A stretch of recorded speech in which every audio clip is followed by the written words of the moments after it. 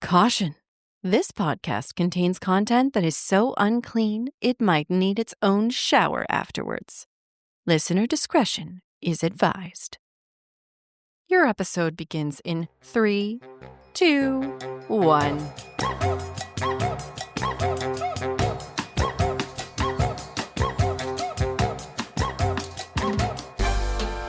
Hey everybody, it's me, your dirty dame Birdie.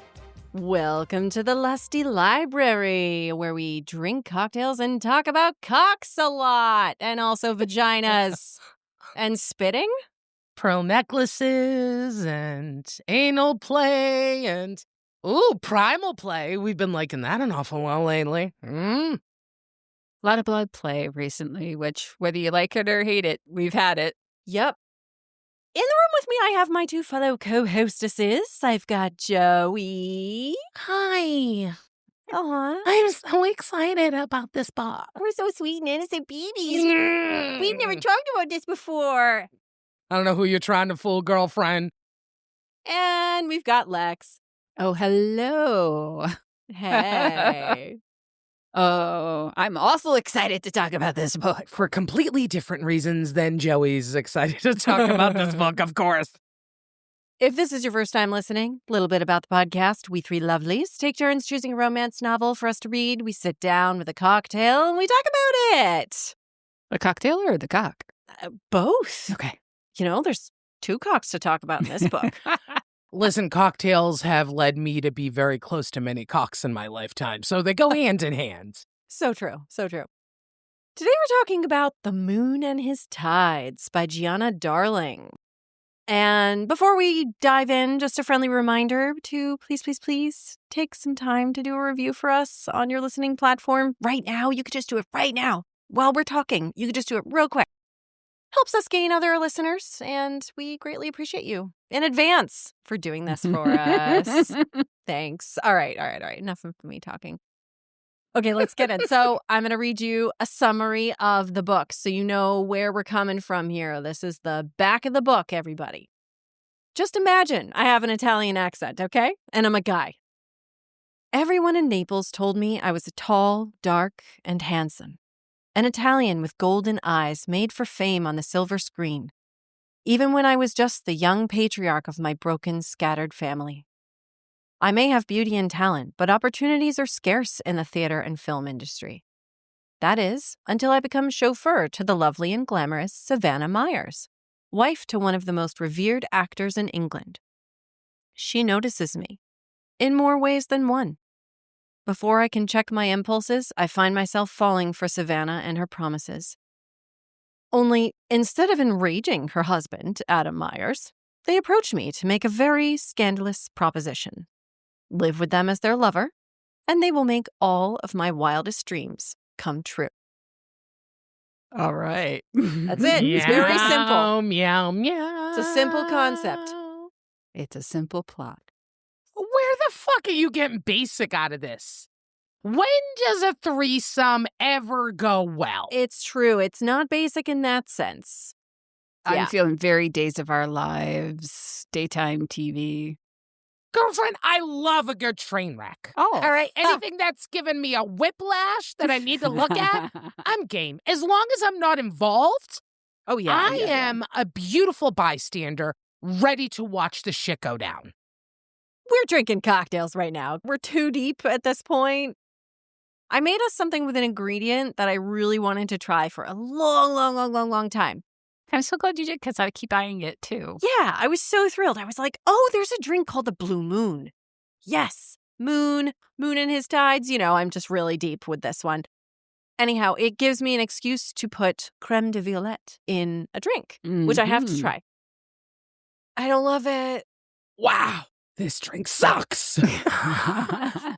It tastes like I'm drinking perfume. Yeah.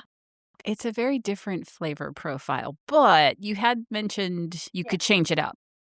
One of the reasons I was excited about the Blue Moon is that it's one step away from being an aviation, which I have just spent maybe 15 years hearing people talk about drinking in aviation and looking at their bottle of Luxardo sitting on their counter all longingly because it's just so pretty. And so, yeah, confession, we decided to turn this into an aviation because we didn't like the blue moon. I'm still going to give you the recipe for the blue moon. And if you would like that recipe, you can also sign up for our mailing list on our website, thelustylibrarypodcast.com. Scroll all the way to the bottom. Hit subscribe. If you find this recipe, just go and add a splash of Luxardo. Throw a cherry in. It's going to be so much better. All in, we're talking $100 worth of shit right there. But let me just tell you, it's worth it. The creme de violette you can actually get in a little nip bottle if you just want to try it. Very true. So you don't have to go all in like Birdie does. You can put a toe in. You can try it. It'll be tasty. Try it before you buy it. You could have a big, expensive bottle of perfume. Yeah. Okay, I feel fortified now. Yeah. I think we're going to need it for this episode. Oh my God, Lex is gearing up. She's pulled out the scroll. I can't wait. She has the tablet. She is ready. No, I've only got a little bit written down. That's it. Really? Mhm. Barely a missive. Barely. It's all in here. This one's all from the heart. Oh, shit. This book has 2 POVs. Notably, they are both male. There is a third partner in this book Yeah. who is female. We go into the book meeting Sebastian Lombardi. He's 18 years old. He's arrived in the UK from Napoli, where he was the unwilling patriarch of his family because he's got a shitbag Irish dad. I actually thought this was kind of funny. He thinks that Britain is the place to be a screenwriter. Because he can't afford to go to the States. So he decides the next best place he can go that he can afford is going to be England. If he's going to act on the stage, there's a much bigger theater Fair scene enough, yeah. in London than there is just about anywhere else in the Okay. U.S. Yeah. All right, you've convinced me. Because that first fact, I was like, what? Why? He's acting. He's actually got a role in this play. He's writing this screenplay on the side. He's very excited about it. But to bring in the money, he's a chauffeur. He's not a chauffeur for just anyone, as described. He's a chauffeur for Savannah Myers. She's glamorous. She's beautiful. I gotta tell you, the first couple chapters, we're hearing about her, and I'm like, I don't think she's hot. Rich bitch. Did you see me roll my eyes? Yeah. She just sounds like a bored, rich lady. I Yes. know, but you have to think about it. He's young. He's 18 years old. He comes from a poor, poor family. Oh, yeah. He has 3 sisters, 1 twin, a mom, a deadbeat dad. So she is beautiful and she is regal and she is a complete 180 from what he's ever seen or been near in his life. So that alone is fascinating. I know. And that's where I sort of felt bad for him because I had so much respect for him going after his dreams. I thought he was actually very mature beyond his years. A lot of the POV that we get to hear behind the scenes, I'm like, oh my gosh, he seems very mature. I was willing to put aside the fact that he was 18 and put him in more of a mature category in my head. Well, it's one of those things where the life he's had to lead to get up to 18, he's experienced more in his 18 years than Right. most people have. I actually really liked Sebastian. Yes. I didn't have a problem with him finding Savannah enchanting because for all the reasons Joey said. She is glamorous and regal. I think he's got that romantic part in his heart straight from the beginning. So, like, his age, him falling for her, absolutely makes complete sense. It doesn't make me like Savannah anymore. I can dislike Savannah, but understand why he finds her attractive. Yes. I was terrified when he first starts aggressively talking to her. She's a married woman. And he mentions a few times she's much older. Come to find out she's 34. But he starts kind of putting some moves on her and making these subtle things like, oh, you're so beautiful, you're blah, blah, blah. Speaking to her in Italian. And she's not putting him down. She could have raised the screen and then asked for a different driver. Yep. Right. She could have admonished him immediately. Mhm. She could have gotten him fired, but she Mhm. totally didn't. At first, I was like, oh my God, oh my God, oh my God, what are you doing? Oh my God, you're going after a married woman. And then I'm like, okay, she's not turning him down. She's not turning him down. It didn't start super aggressive. It started little by No. little, and every experience they saw each other, he was upping the threshold Yes. and seeing how she reacted to it to the point where then he was full on kind of baiting her in a way. Yeah, he was pressure checking her Yeah. every time. Totally. But he wants her. He is having the dirtiest thoughts about her. The first time she gets into his car, he is having dreams about her sucking his cock, him making her come, moaning his name. This book starts on page 2. Yeah. Mhm. Dirty talk in his own head. It's Oh, not yeah. even happening. Mm-mm. He's just dreaming, and we're already brought into the smut. I actually love it when they do that. It was kind of fun. The chemistry does escalate pretty quickly. And at one point, he's been driving her around for a couple weeks, I guess, at this point. She comes out one day of whatever meeting she's been in, lunch dates, breakfast dates. She doesn't really work. He's just driving her around doing whatever fancy rich ladies do. She is kind of a manipulator of situations. We hear that maybe she's kind of like a sidebar manager. She talks a lot about how Adam, her husband, wouldn't be this great movie star if it wasn't for her. All her connections, all the behind the doors meetings. So she's pulling a lot of strings on the back end. Mm-hmm. So she comes out of whatever date she was at a little bit early and catches Sebastian in the front seat with this pile of papers. And she's like, oh, well, what are you doing? He's like, oh my, because usually he's out there, he's standing, he's waiting for her, he's ready to open the door for her. Good afternoon, Mrs. Myers. How are you? But he had just gotten off the phone with his twin sister, Cosima. He had this bundle of papers next to him. And when Savannah surprises him, they go all over the place. He has to own it. Well, I'm writing a screenplay. She's like, oh, really? Give it to me. I want to read it. This woman never gets a no. I'm a bit of a muse, she says. Ugh. Adam's career is all because of me. I can make things happen. Ew, I hated her. Everything she fucking said, I hated. This is where it gets really tricky for me when we delve into some of these characters, because we don't like them because they're written for us not to like them. Because if we were supposed to like her, she would have had a POV in the book. Yes. But she did not. But why are we putting down a strong, aggressive woman who is making shit happen behind the scenes? I think it's because I hate the behind the scenes part. Why can't she stand front and center as an equal partner? That's a good point. Does it indicate something about her that she wants to be behind the scenes? Or does it indicate something about society that society needs her to be behind the scenes? Right. And she understands that her motivations can get catapulted by the face of somebody else.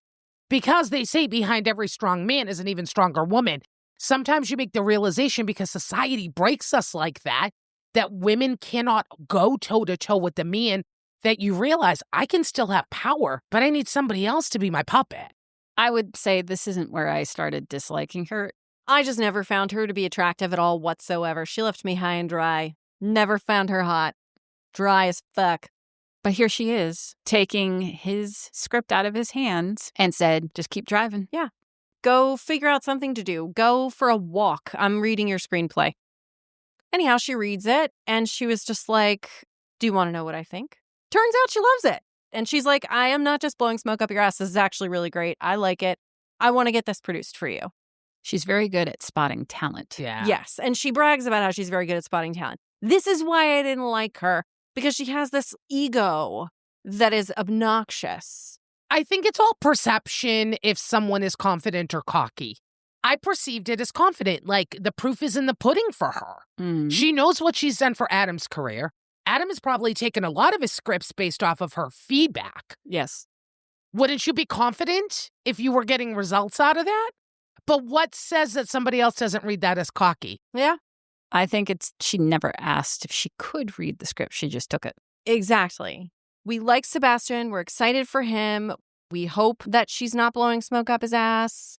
I had a moment where I was like, oh my God, she just walked out the door with his screenplay. Is she just going to steal it? Oh my God. I was so freaking out at that moment. Oh my God, she's just going to give it to some film house and put her own name on it. Yep. Holy shit. Oh my God, I was so nervous. That's everything that went through my brain. So the next day, we're driving Savannah around again. She's off at her lunch date doing God knows what. Turns out it's a boozy lunch date. We're not allowed to throw a stone on that one. No, we're not.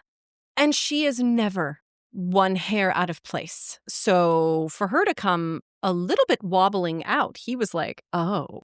He loves the fact that she's tipsy and she doesn't because she feels like she's uncontrolled. Right. And she doesn't like to give up that control. His internal monologue at that point was great because he's like, oh my God, all I want to do is see her fucking lipstick smeared and her hair messed up. And I want this bitch to be fucking mess. He's like, well, let's push this a little bit and see how far I can get this to go. So he's upping the ante in their conversation with his scandalous, spicy talk. And eventually he's like, why don't you open your legs up and touch yourself for me? Oh my God, do you know how they got to that conversation?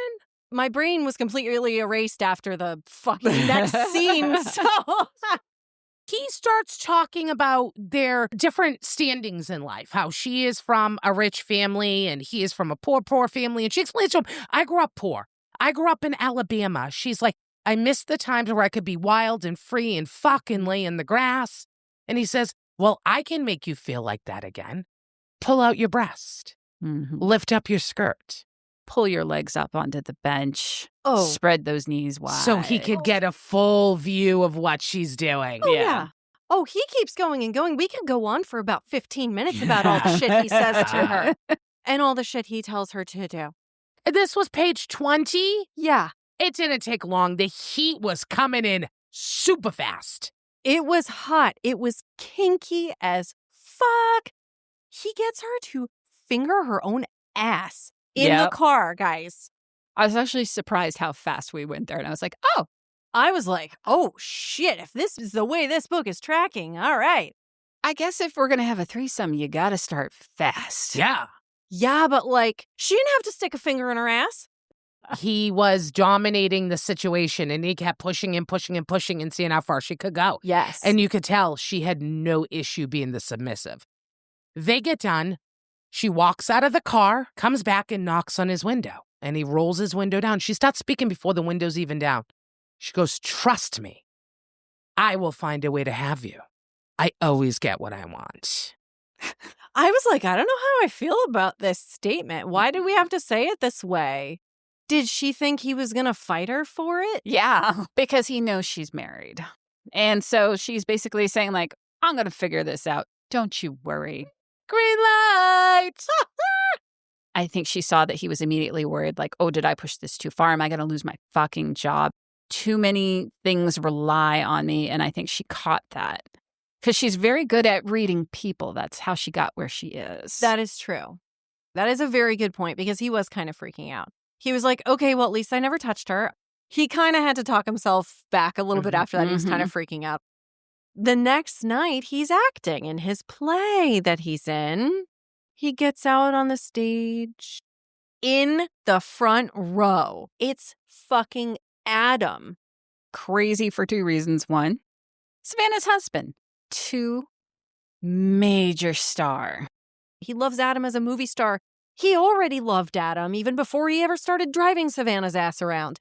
Adam's done action movies. He's done theater. He's a big star in England. So for an actor to have somebody he looks up to in the audience, oh, and I love how he just took that nervousness and was like, I'm going to fucking own this because I need to. He's freaking out. So he goes out to the party and immediately Adam is coming over to him. I think he's in awe that Adam's there, but the other back part of his brain is telling him Adam is there to confront him about what he's done with his wife. He's freaking out on many levels. Yes. And he's like, oh my God, this guy's going to fucking crucify me. Yeah. Holy shit. This is the day I die. Good thing I'm in my best suit. He's going into it kind of hot, and Adam walks over with this kind of smirk on his face. And Adam's also described as being very, very, very sexy. Mm-hmm. I loved the idea of the pairing of the two of them. Very hot. They meet each other eye to eye, almost both of them very tall, swimmer's build. If you looked at the front cover of the book, I think that's supposed to be Adam. Yes. I was drooling. I thought that was a great depiction. Adam walks right up to him like they're old friends and is basically just like, great job, mate. You were really great in the play. What's this I hear about you messing around with my wife? And he comes back at him aggressively, like they're about to get in a fight almost. Sebastian was taking the conversation that he was having with Adam as being confrontational. Yes. Yeah. Where that's not where Adam's direction Nope. was. And he learns very quickly that it wasn't the way he was going. But I think Adam was playing with him. Uh-huh. Trying to push the limit to see how Sebastian would react. Yes. But basically, Adam is there to proposition him. He sure is. That conversation got so hot. Oh, Birdie, when you texted me, I was like, oh, she's at the beginning of the book. I'm like, buckle up, Buttercup, because this is nothing. I love public dirty talk. Public dirty talk kink. Woo! Well, because if you're doing it in a way where nobody knows what you're saying, but you're doing it out in the open, makes my hair stand on end in such a good way. And the male narrator with this British accent. Excellent. Deep voice. I was like, my panties are wet. He had a great voice. Uh-huh. I loved Sebastian's shock when he realized, oh my God, I'm not getting crucified right now. Nope. I'm getting propositioned. And is Adam Myers hitting on me? Yeah. Uh-huh. And also not that I'm ready to hit this guy for hitting on me, but how do I feel about this? Yeah. This is the first man that Sebastian's ever been attracted to. Yes. And he is open to this the entire time. Yeah. And he's willing to test it. And for him being such the romantic, he understands it's about the individual person and the chemistry that you have with particular people. He was pretty open. Yeah. I loved his point of view. By the end of this conversation, Adam's basically just like, all right, well, meet me out in the alley. So they walk out of the fucking party and get in his Bentley, which is sitting waiting there. And Savannah's in the car already waiting. And she's like, see, I told you I always get what I want. They proceed to immediately just jump right into fucking around in the car while it's sitting on the alley, right? Am I wrong? It was just sitting in the alley? Yeah. Sebastian's never had any touching or any situations with a man. Mm-hmm. For him to still be intrigued and to let a lot of this happen, I was shivering. So basically, Adam gives Savannah oral to get her ready for Sebastian's big cock. Savannah gets on Sebastian. He is fucking her. Adam pulls out his cock, masturbates. His hands are touching both Sebastian and Savannah to the point where Adam comes on Sebastian's chest, takes the cum from his chest with his fingers, and puts it in Sebastian's mouth, and he sucks on it. Yep. I was like, holy fuck! Woo! First scene! I mean, listen, it only had to go up from her fingering her ass while he's dirty talking her. And the moment where he's just like, okay, I'm doing this. I'm going to be bisexual from now on. This is what's happening to me, and I'm not hating it. I'm loving it. Yep, I'm loving it. He doesn't have any of that self-hate. He does have that moment where he's like, well, I was brought up to think differently, but a lot of things that I grew up learning weren't right. So guess what? This is fine. I love that he just was open to new experience. And we find that not necessarily all of the characters have awakened the same way. No, we sure don't. It was just so fast. They just threw themselves into it. And then they're all kind of sitting there. They're all still sweaty and sticky and breathing fast. And Adam's basically like, all right, so we have a proposition for you. We think we should move in with us and be our live-in, lover. Because that's the best time to make a sex proposal when you're sex drunk. I guess so. Because you're not clear of mind. You're already feeling all the euphoria of what happened. Why the fuck would you say no? I was just so blown away. Well, that was fast. They already talked about it. They already cleared it with each other. They've already prepared this whole thing. Sebastian thought about it for a whole 32 seconds. Oh, I could continue to live with 4 other blokes in a 1-bedroom apartment. Mm-hmm. Or I can move into the mansion with this woman I'm obsessed with. And this first man that I am very sexually attracted to, this virile, manly man that I want, yeah. There are worse things in life. Joey, you always talk about, like, too fast. Did you feel like the connection was too fast? I firmly believe there's a difference between lust and I love. see. That's where my line is. You're absolutely right. Love is when you've built something. Lust is, I want you to fuck me in every crevice available, on every surface possible. Let's add a couple of people in there and let's explore new things. Love is, I am willing to give up a portion of me in my entire life to be with you. This was lust. Oh, yeah. As long as no one was dropping the L-bomb, I feel good. Okay. Yeah. I guess we just don't have a problem with him moving in with them the very next day, huh? Oh, it's a win-win for him, Oh, I know. though. Well, of course. So then Gianna gives us this lovely description of the cottage. This was your porn on the page. Yes. Where mine was the licking the cum off of somebody else's fingers. Yours was the fucking description of the cottage. Okay. Don't worry. There's other descriptions that I like. We can have both, you know. He moves in to this charming cottage carriage house that is on their estate. He's becoming their exclusive driver to the public. Yep. That's going to be the easy way to play off that Yep. they're in a relationship. All the staff on the grounds are basically like, oh, another young, hot driver. Mm-hmm. All right, let's see how long you last. He's moved in the next day with his one box and quickly finds out that their house is a revolving door of parties. And he gets to see Savannah in full party prep mode. She's a raging, crazy type A psycho. So they're getting geared up for this party. Sebastian is, again, like, well, I guess I'm going to wear my one nice suit. I don't know what the fuck else to wear to this party. He's the life of the goddamn party. Yep. He's young. He's fun. He's hot. He's knowledgeable. He is walking around making everyone's goddamn day. He's very charismatic. It was really fun to see him in that context. But he notices during the party that Adam is not relaxed, that Adam is not comfortable. So he kind of says to him, oh, Adam, do you want to take a walk outside to get some air? Mm-hmm. They end up outside in the garden, the secluded, dark garden.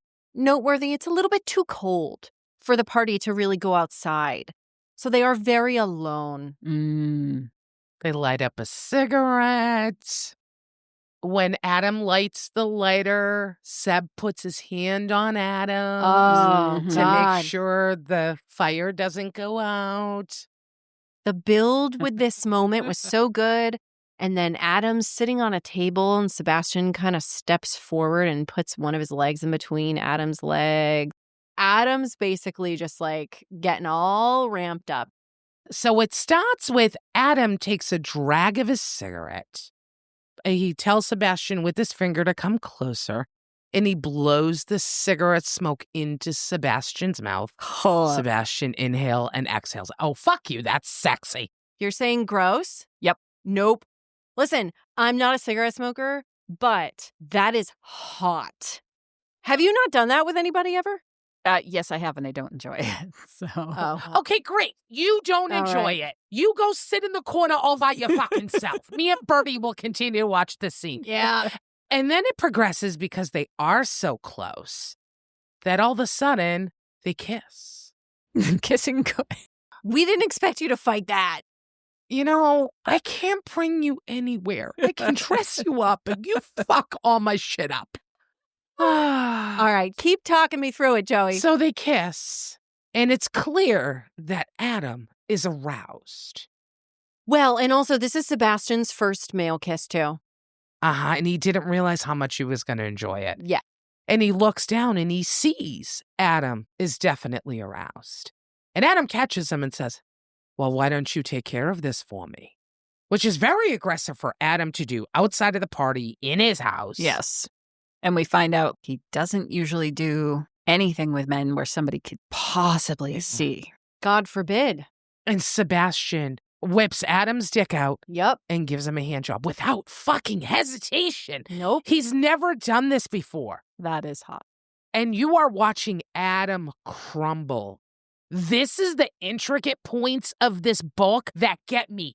You watch their facades every time there's a touch or a feeling or an emotion brought into it, just start to slowly wither away. The power dynamics within this book are fascinating to me and very real, I think, because we've been talking a lot about like, okay, so Savannah is so controlling. She's so manipulative. She's on this power trip. Adam, very dominant in the bedroom, very powerful movie star. He has a lot of pull, a lot of sway. But who has the power here? It is Sebastian. Oh my God, he has all the power. This entire book is a power play. Yes. And that's what got me. And the two of them, Savannah and Adam, keep fighting for power. Who's going to be in control? Ultimately, it ends up being Sebastian. They clearly have needed that third party to help them balance themselves in their own relationship. And Adam had even mentioned at one point that their marriage was sort of crumbling a little bit. Oh, really bad. They brought other people into the bedroom. They vowed to not do it anymore because the last one went really bad. Sebastian is becoming the glue that binds. He has so much power in their dynamic. After the scene and Adam comes and enjoyed every second of Sebastian touching him and how intimate they were and the kiss that they had, he closes off because that is typical Adam. And he's like, I prefer us not to be together unless my wife is in the room. Like he tries to put that distance between them. I actually thought that was the rule between him and Savannah. Oh, it was. No fucking around with the third person without the other person pleasant. It was the rule. Sebastian didn't know that. Adam drew that line because I think he would have been more than happy if he was a little freer to have him on the side anyways. They both would have. But what happens? Well, he walks over to the other side of the garden. This book wasn't exactly like comedic, but there was this one line during the next scene that we're about to talk about where he talks about how he goes to pleasure his second Myers of the evening. Adam had left. Savannah came out of the dark and she tries to pull the control back, intending to put him in the box of he's there to serve them and they're going to fight to see who has him more. It's like two kids playing with a toy and going, yes, it's mine. No, it's my turn. And Sebastian in his inner monologue was mentioning that. He's like, I'm here to be used, but then he willingly did it. Yeah, because he wanted it too. So he goes down on her and he gives her an orgasm. Adam 1, Savannah 1, Seb 0. Yeah, I kind of felt bad for him. So he's like all pent up energy. The party's winding down. He's like, I fucking can't go to sleep right now. It's 3:00 in the morning. I'm going to go for a swim in the pool. Yep. And he goes out there. He dives in. And when he comes up, he hears, I think that was an 8 or whatever. Yeah. She's like 8 from the American judge. 10 Yes. from the British judge. Yes. 9 from the Russian judge. Yes. He goes, I figured the Americans would give me more. It was cute. They had It was cute very banter. So he comes up out of the water, and God, I was just imagining him all wet and pulling his hair back. And he comes out of the water, and there's this young woman. He talks about her like she's so young. She's 16. He's 18. It's really not that big of a difference. But she's still in that coltish looking phase. She hasn't really come into her looks yet. So I think she looks younger than her 16. Yeah, that's what he says. He describes her as like one day probably being a great beauty. He doesn't find her unattractive, just knows she's going to grow into be somebody beautiful. I love that because he finds beauty in everything. He doesn't look at her in like a gross way No. either. No. He's like, she will grow up to be beautiful, but he's not like, I can't wait till she grows up. Yeah. I know I've talked about in the past, like spare characters. She struck me as like the why the fuck are you in this book?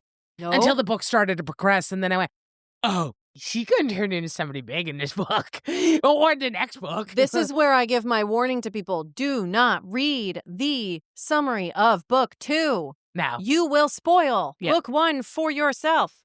It's kind of this charming moment with this young woman, Linnea, which we haven't seen him interact with very many other people so far in the book, really. So it's kind of fun to see him interact with somebody that's kind of his own age. It's interesting. They have a very platonic conversation. I get from this that he grew up in a household of women. He did. You know, he's very comfortable talking to women in a not sexual way. Right. And can just be friends with them. And she doesn't seem to be going after him, even though he's pretty hot. And she's there because her mom is friends with Savannah. Her mom's like a B-list movie actress. At first, the end of this scene, I was like, okay, all right, well, we just had that scene happen. All right, whatever, moving on. So the next morning, he goes into the kitchen, very, very tired, and he runs into Savannah. And Savannah calls him over, and he gives Savannah a kiss. They exchange coffee. And then suddenly, Adam comes into the room. When Savannah sees Adam, she looks at Sebastian and says, "Why don't you greet Adam in the way you greeted me?" And she basically dictates to Sebastian that he needs to go kiss Adam. And little did Sebastian know how excited he would be to go kiss Adam. And they have a pretty intimate kiss in the kitchen. Yeah. And then it becomes that Savannah makes the assumption that Sebastian's going to drive her for the day. But Adam says, no, he's coming with me. Power play. Savannah's not going to like that. So they go, and Sebastian goes to get in the driver's seat of this fucking beautiful car. And Adam's just like, no, you're not driving this car. And he's like, but I'm the driver. And he's like, no, nobody drives this car but me. But you can get in. You're coming for a ride. They're driving. They're having a great time. They're getting some good conversation in. They're learning a lot about each other. And they roll up to a film studio. Mm-hmm. And he's like, well, come on in. I have read your screenplay and I believe in you. So I set you up with a meeting with Andrea Felice, who is an Italian director who would be the perfect person to direct your movie. Of course, Sebastian knows exactly who he is. And Andrea happens to be filming a movie right now. So in between breaks, we're going to go talk to him. Yeah, and he's like, but Andrea doesn't give breaks. He gives only 2 breaks a day. And he knows everything about how Andrea runs his films, about how they break on set, about how they have to be so efficient. And I just loved it. He totally nerd fanned out. Andrea's like, all right, well, let me tell you how I see this. And he presents it all to him. And Sebastian's freaking out. He's like, fuck, this isn't exactly how I wanted it to be. And I feel like I'm being removed. And this screenplay is my baby. And I can't believe what is happening right now. But I think I'm going to tell him no. He very bravely says, I really saw this as a more intimate film. This is for me. This is my baby. And he outlines what he wants. Andrea kind of gives this wry smile over at Adam. And he's like, yeah, this guy's the real fucking deal. And they were like, good test. Great. Basically, the role is written for Sebastian to be the star of the movie. Sebastian was like, they're not going to dictate how this movie goes. This is what I see in my head. So they were testing him to see if he had enough balls and gumption to be that lead role. Yep. And he's like, well, because it's kind of written about me. Essentially, they are now in this mode where Savannah and Adam have basically written out a trajectory for Sebastian's life in so many ways that they are driving for him. He'll be indebted to them because they're the one who is catapulting his entire career. Absolutely. Power play. I said that 85,000 times in the book. I'm like, everything is about fucking power. At this point, ensues the montage of everybody working, everybody going out and doing something, and everybody coming home at night and fucking. But it's very much like Sebastian and Adam are pleasing Savannah. They haven't crossed the line any further. But we find out Adam is a dumb daddy. Yeah. Oh, he likes to be bossy. He loves the dirty talk. Yeah. And he is so deliciously good at it. It's so good. But it's all about Savannah's pleasure. She rules the house. In the bedroom, she's given control to Adam, but it's still all in service to her. Yes. Sebastian's out on the street and he runs into Adam and Savannah's former lover, Oscar. And he's heard a little bit about Oscar through the staff and such. Oscar's kind of snide. Oh, you're my replacement? Oh, you think you're fucking special or something? They're going to Yeah. throw you away like they threw me away when they're done with you. Yeah. That's when Sebastian kind of goes, I knew this had a time limit on it, but is it a shorter time than I think? And I think this is where he really was like, okay, I'm going to turn up the heat a little bit and make them care about me Mhm. so that it's harder for them to get rid of me because I care about them. It wasn't so much like, so I can have more time in the rich house or more No. money or clothes or, ride around the fancy cars. It's he already feels connected to them and he wants to make it as hard for them to walk away from him as it's going to be for him to walk away from them. When they first pitched this to Seb, it was a relationship. It wasn't just supposed to be about sex. Seb was understanding that this was supposed to be a level of intimacy, but they're not opening up to him just yet. And he's all about the emotion. He wasn't necessarily trying to convince them to stay with him for longer. It was more like, no, you need to own the fact that this is different. I know I mean more to you than that fucking guy. And I need you to fucking admit it. What does he have to offer? Not a lot, but he can make some Italian food for them. And I love that he's like, yes, I'm going to make you spaghetti alla puttanesca, which roughly translates to or pasta. They have nice bottles of wine. Yep. Adam is loosening up during the dinner. He's rubbing Sebastian's leg, and they're all very relaxed. And Sebastian brings up how he wants to be able to explore Adam a bit more.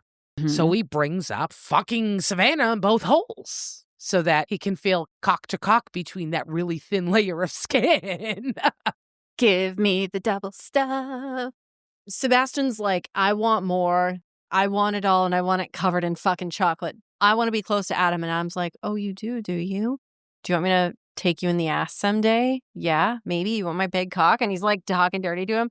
And he's like, well, let me prep you. Let me just at least get you a little bit ready for this. So he convinces Sebastian to put in a butt plug. Yes. So crucial detail, Sebastian has a butt plug in while he's fucking Savannah. Well, and a cock ring. I think the cock ring has the butt plug attached because Adam was worried that he would come too quick with the butt plug in. Right. Yes, so that Savannah can still ride. He's on his back. Yep. Savannah is straddled on top of him. Dumb Daddy Adam comes in from the behind. Boom, boom. Yeah. Ooh. I'm sorry. Do we have time for a break? I really think I need a shower right now. Yeah, that scene was fucking awesome. So they're coming off of their orgasm high. Adam's doing his Dom Daddy cleanup. We've talked about this before. We love an aftercare Dom. And Adam's gone to get some washcloths, and Savannah whispers to Sebastian that she's worried that Adam will love him more than he loves Savannah. Sebastian's like, you're married. Shouldn't you both love each other more than you love me? And Savannah's like, I don't know anymore. Get some therapy, girl. That was really sad. I felt bad for the two of them. It's kind of like you don't have kids to fix your marriage. You don't get a puppy to fix your marriage. You don't get a third partner to fix your marriage. Exactly. If it's broken and you can't fix it with just crazy glue, it's still going to be broken. Exactly. Yeah. That was the moment for me where I went, oh, this isn't going to work. The next part made me realize that shit is going to hit the fan. The next day, Sebastian picks Savannah up from a lunch. Sebastian sees Savannah kissing this older white-haired gentleman outside of the restaurant. Even though it's just kissing on the cheek, the familiarity the two of them have, the intimacy makes Sebastian's neck hair stand on end. This is not like a business meeting. This is a very, very intimate thing. He immediately gets jealous. It's a lot, and he's starting to really become invested. And at that point, behind all of this, they're fully funded. The movie's starting to ramp up, going into pre-production for this film. So Sebastian's working on the movie. He's also driving them around. He's doing all this stuff. He's like, I got to get out of here. I got to get home for a minute. He goes on vacation back to Italy where he at first thinks, oh, I'm back home. I love it. I feel so much more comfortable here. I hear all the sounds of people talking so loudly in a voice that sounds like mine. And I was like, haha, that's funny. And then after a week and a half of being there, he's like, but it doesn't feel like home anymore, does it? Home I actually miss, and home is with the Meyers. Yeah. So he has this realization while he's on vacation to visit his mom and sisters. So he flies home and he's so excited to get home and see them. Pulls up. It's super early in the morning. He's tiptoeing up to the bedroom and he opens the door and Adam's awake, sitting up at the edge of the bed. Looks like shit. Doesn't look like he slept. There's shit all over the room. And notably, some of Savannah's clothes are missing from the closet. Adam looks devastated. Sebastian's like, where's Savannah? Well, she left. And it kind of confirms exactly what we were thinking. They don't have ground to stand on without Sebastian. Sebastian leaves for 2 weeks and shit hits the fucking fan. He's like, all right, well, what are we going to do? And he's like, well, yeah, I don't know, because it's my fucking birthday.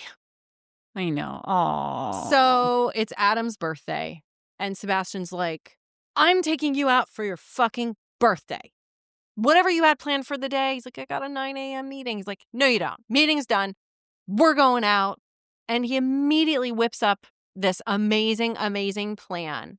So to talk Adam into going and canceling his meeting, he says, if you come with me for your birthday extravaganza, I will give you the night of debauchery. You can have whatever you want. And Adam's like, whatever I want. Sebastian's like, whatever you want. Oh, my God. That was so hot. I wanted Savannah to just leave. I just wanted... She did. You just didn't want her to come back. I know. I just wanted pages and pages and pages of just Adam and Sebastian fucking and being cute. I need the both because their little date day at the beach, so cute. But they weren't alone. Come to find out, Linnea is Linnea Kai. That's her dad's name that she uses. She lives in Hawaii. She knows how to surf. So she is going to teach them how to surf. Adam had shared at one point that he had wanted to learn. His mom brought him on his 11th birthday and he had one lesson and he absolutely fell in love with it, but he was never able to do it again because his father wouldn't allow it.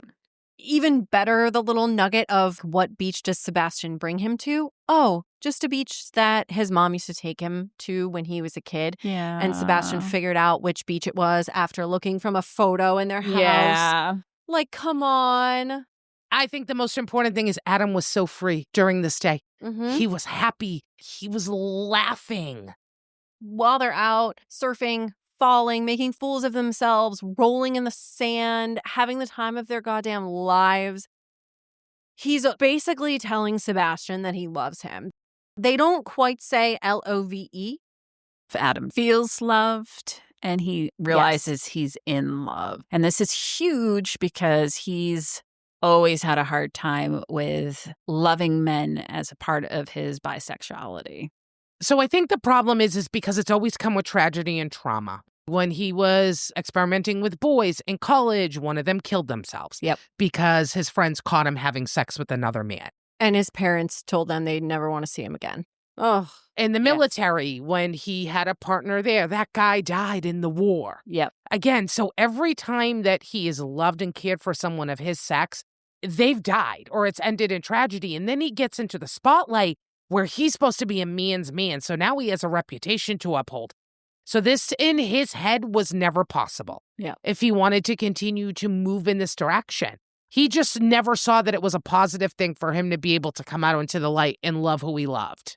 They get back from their wonderful day and Sebastian's like, okay, we're still going out to dinner. Get changed. They go back out for dinner and waiting at the table is Savannah. Sebastian has organized this so that Savannah can be there. Again, he's the glue that binds. He's the one bringing them together. It's very sweet, but part of me is like, Sebastian, your naivete is that you need to admit that Savannah and Adam are not a thing. And you need to choose one and move on because you can't be the person to keep them together. Listen, I don't even remember what the fuck they had for dinner because all I know is that they went home. They had a nice dinner. That's all. Yeah. Yeah, they had a nice dinner. Why don't we let our sexy stud tell us a little bit about what happens when they get home, eh? I'm going to excuse myself. My entire body juddered like a failing engine as he smoothed his fingers around my rim, dipping just inside to test and stretch and play. I'd never known there were so many nerves there, but he was playing with them like a fucking conductor of his symphony. Savannah pushes her hands through my hair soothingly. You're so sexy. I don't think I've ever known someone so beautiful. I groaned again when his fingers slid smoothly inside me. Adam was inside me and twisted against that bundle of nerves Savvy had glanced by once or twice. He lit me up from the inside out. I gasped as he pressed into me, his chuckle dark and rough as he started to fuck me with one hand, while the other tested the play of muscle in my glutes. So fucking sexy, he echoed. I can't wait to sink into this heat and fuck you. Do it, I ground out. Do it now. No. Yes, I barked, bucking back against his fingers and then hissing as I pushed forward into the wet, sucking heat of Savvy's pussy. Vaffanculo, Adam, I'll come like this. No, he commanded, slapping his hand down on my ass so sharply pain ricocheted through me. Not until I give you permission. But he took pity on me. Maybe because I could feel his hand shake with need before he gripped my hip to elevate me slightly. And then the hot, wet press of his cock was suddenly at my entrance. I squeezed my eyes shut, almost overdosing on sensation, a little terrified of what would come next. Adam plastered himself along the line of my body, sandwiching me between my two lovers so he could whisper in my ear, "Now you're really ours." He slid into me straight to the hilt. I howled, a wolf crying to the moon. But it wasn't a baleful sound. No, it was one of glory. Because as Adam filled me up and I filled Savannah, I felt connected to two living, beautiful souls in a way I had never had before. In a way I never wanted to again, with anyone else, so long as I lived and breathed. I'd found perfection. The dirty talk. I was fucking fanning myself throughout this entire book. I don't know what it was, but how this chemistry was written. Oh, wowza! I was like, do I need a thermometer? Am I running a fucking fever? The swearing in Italian really does it for me. Vaffanculo, Adam! God. Wow. So Oh, hot. so good. So good. So hot. So good. So now the relationship has been brought to a new level. Things are all good and copacetic. We've had apologies after Savannah left. Now everybody's fucking everybody. It's absolutely beautiful. Sebastian wants Adam and wants Adam really bad. I think he's now enjoys being with him. In between all of this, by the way, listeners, if you haven't read this book, or even if you have, you may remember that a lot of other fucking shit has happened. There are multiple sex scenes that we've skipped over. There's a lot of fucking smut in this book. A love profession. Yeah. A very heartfelt gift. Yes, there's lots of like love happening in very many ways, but most importantly, just noteworthy that Savannah and Sebastian have actually said, "I love you" to each other. So we get into this next part where now Adam has fucked Sebastian. Uh-huh. The seal is totally broken. Mm-hmm. Sebastian fucking loved it. He's fully committed. It changes things. And he basically kind of professes his love to Sebastian. He's basically tells him, "You are my universe."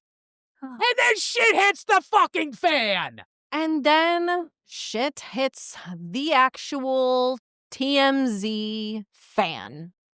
So this is crazy because a photo was released of Adam and Sebastian when they were at the beach being playful, and they seemed a little too close for what buds look like. But this picture was from a month ago. Yeah. All of a sudden, my wheels started spinning, and I went, huh. So I have theories that hopefully book 2 will sew up. Oh, but shit. how this picture got to the media. Oh, shit. I hadn't even thought about that. But the fracture gets gigantic.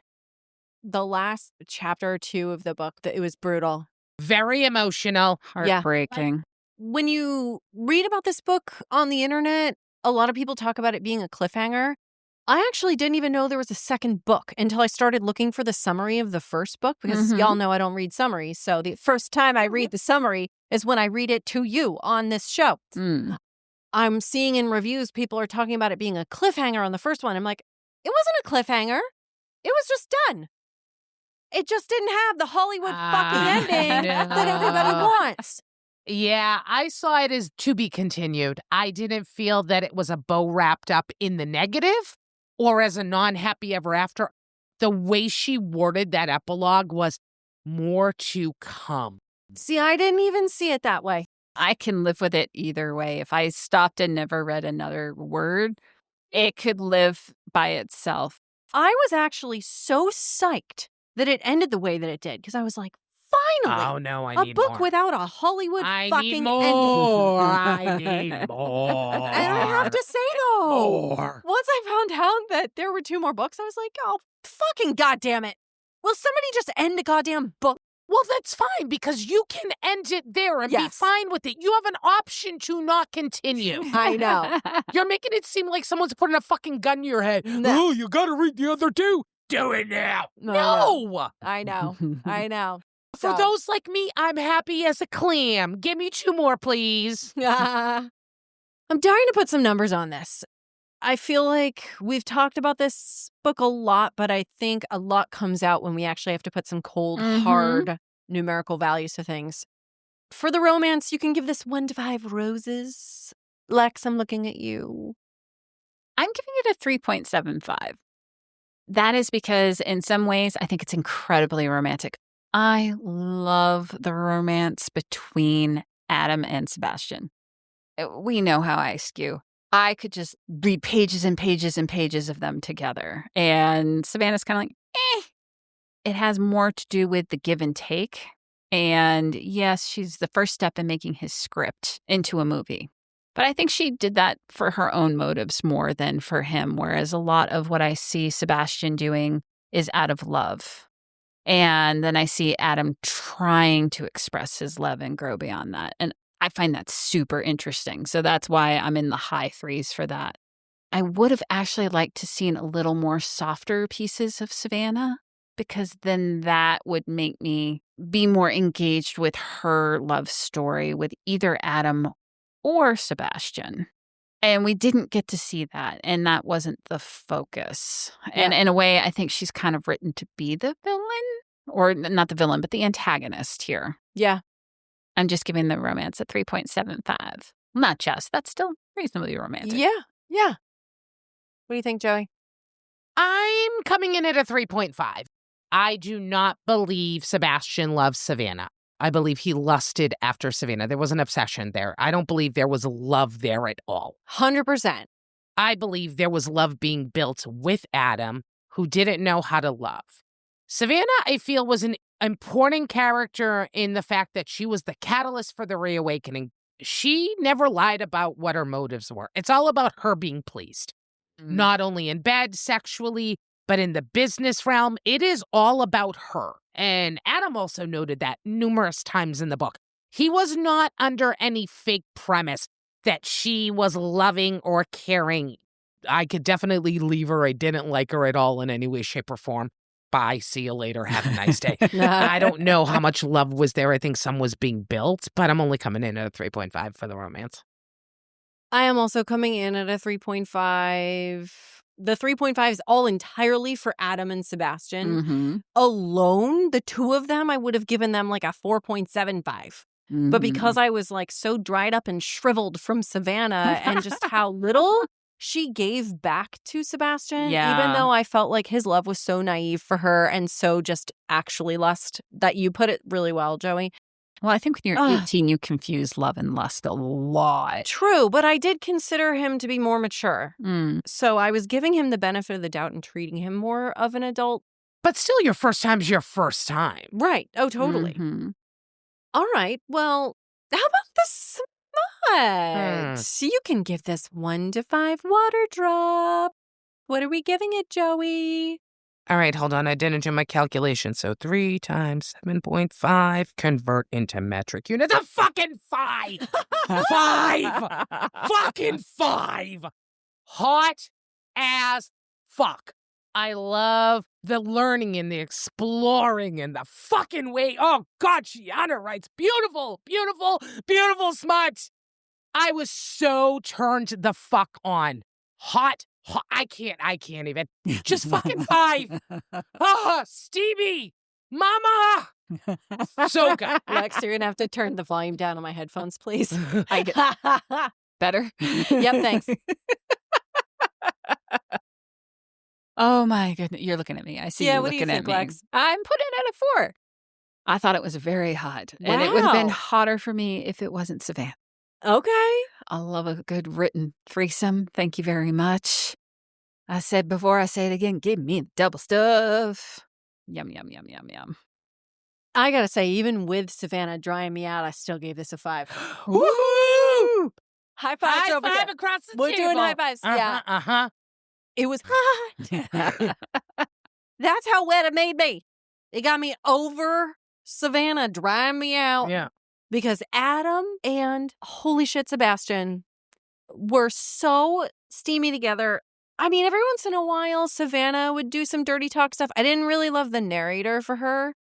Girl. yeah. But let's rewind the bus. Bus back. Rewind the bus? Yes. Let's back the bus up 2 seconds.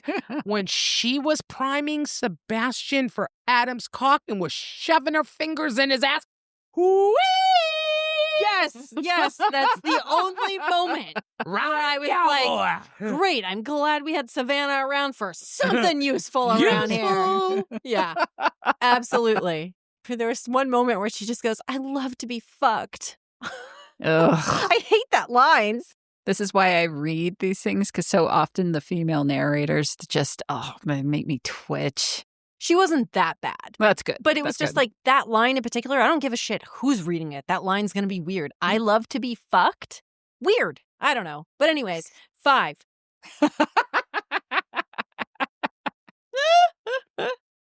All right. So let's talk about the story. You can give this 1 to 5 storybooks. What are you giving it, Lex?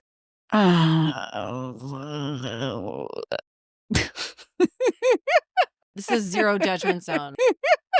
That's not true. Look at that face across the table. What face? She's looking off into the distance. She is looking off into the distance. So story-wise, I'm at like a 2.5. It just... It just wasn't super long and complex. It's very daytime soap opera kind of storyline, and that's perfectly fine.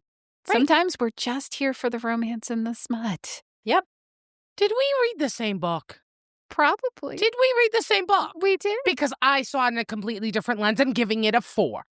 I was shocked that this erotic novel with smut on page 3 had a power play dynamic going through the entire 300 pages of the book. That there was a level of emotional complexity in the threesome relationship, that emotions were being grown, coming out into this world and loving who you love. I really thought we were going in for schmut. I was shocked at how deep this was. It surprised me. And that you didn't sense that is very disappointing to me, Lex. We didn't read the same We book. did not read the same book. So 4, I actually was shocked at how deep this story was and wasn't just overarching, we're going to be dirty and smutty, which was beautiful. I did like that this book was very much a PSA for please love who you love and stop worrying about what the world thinks. I'm giving the story 3.5. That's an acceptable number. Oh. Lex, do you hear that? What happened to the no judgment? Oh, fuck you. I will judge the shit out of you, okay? Joey. Bad Joey. Naughty Joey. I'm more of a praise king kind of girl.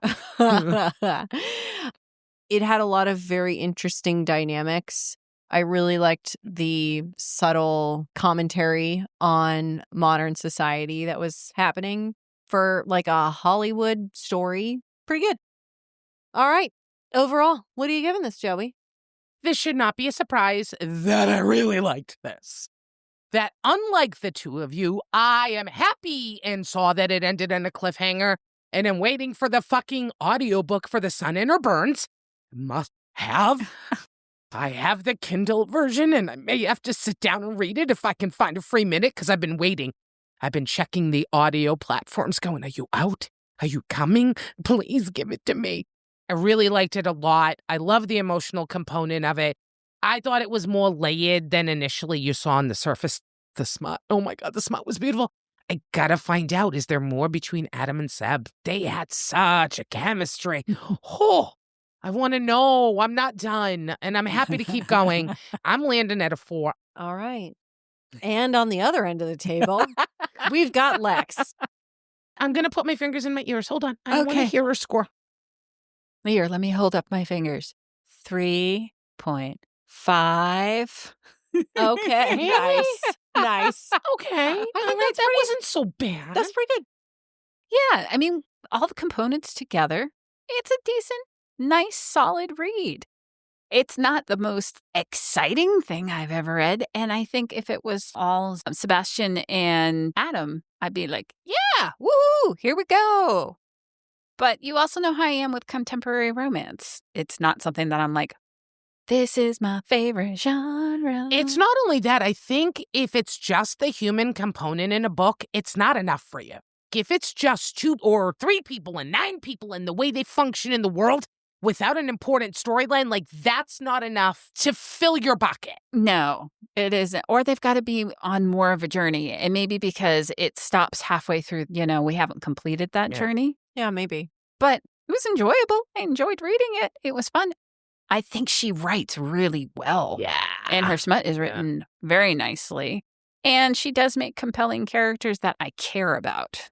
So, landing in at a 3.5. I'm kind of torn when I sit back and think about this book as a sum of its parts.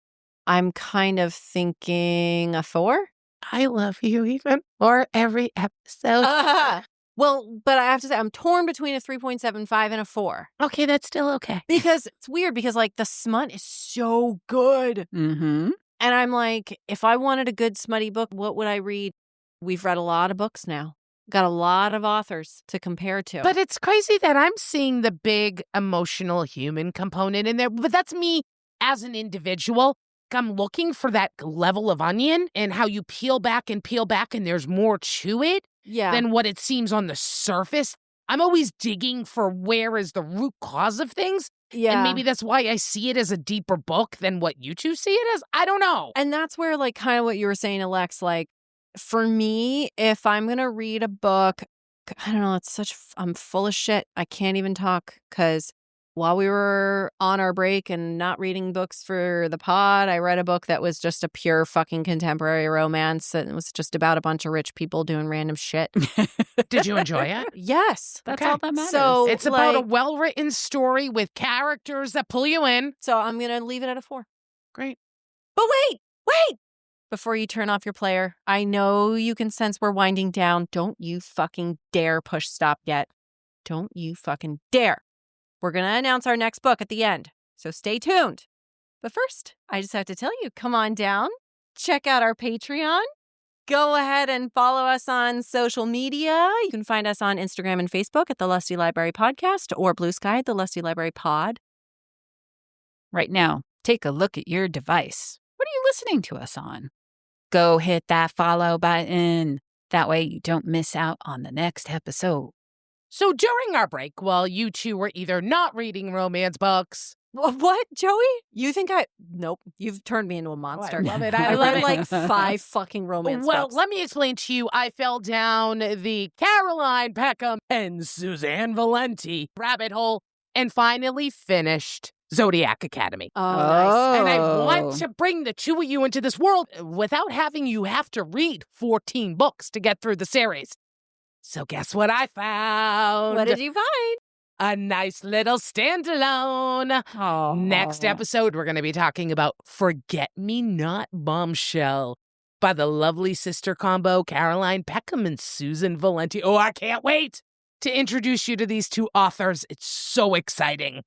I'm excited to read this. Oh my God, I'm thrilled. See, aren't you so glad you waited and you listened to all of our PSAs so you could hear about the next book that we're reading? Oh my God, come along with us.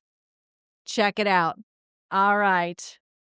Thank you so much for listening, everybody. We enjoyed having you here. Tune in next time. Bye.